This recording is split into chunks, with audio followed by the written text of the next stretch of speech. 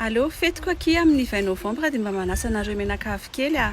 Ah, novembre cette année ou l'année prochaine? Amin'ity taona ity eny amin'ny herintaona koa mbola fetiko fa amin'ity taona ity aloha ny anasako anareo. Oh là là, mais c'est dans 3 mois ça. Attends, je check mon agenda alors. Ah, je suis prise. Ah, t'as de la chance, je suis libre pendant 2 heures dans l'après-midi. Chérie, on est invité le 20 novembre, est-ce que tu seras là? Non, il part en voyage d'affaires, donc c'est mort. Et pour les enfants, ça va être compliqué. Nolan part aux USA, Ilwan est en stage à Marseille, et Kiran, bah, il bosse tout le temps, même le dimanche. La prochaine fois, tu préviens un peu plus tôt, ma chérie, si tu veux nous avoir tous. Qu'est-ce que j'amène? Ah, j'ai une bouteille de vin que j'ai ramenée de Bordeaux. Est-ce que ça te va? Super. Allô? Oui, faites quoi qui amin'ny herin'ny sabotsy a dia mba manasa anareo telo mianaka za. Ndry a, dia Celia dia ny dadany. Ay, ho avy ankizy zay a.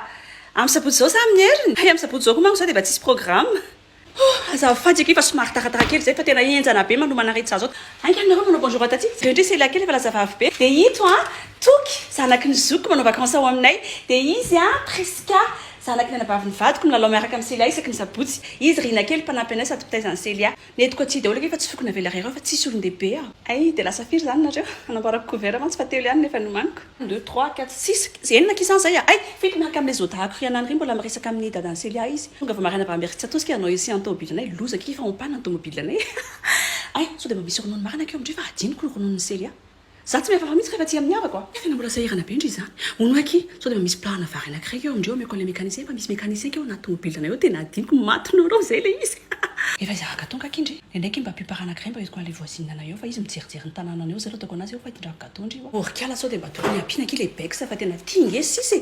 Tsy ampy dozy retsy bandy retsy. Tena efa hariva loatra aky anareo nge mbola nitondra tomobila io dia tsy quarty zany fa indray mandeha isataona nge mba fetindry e.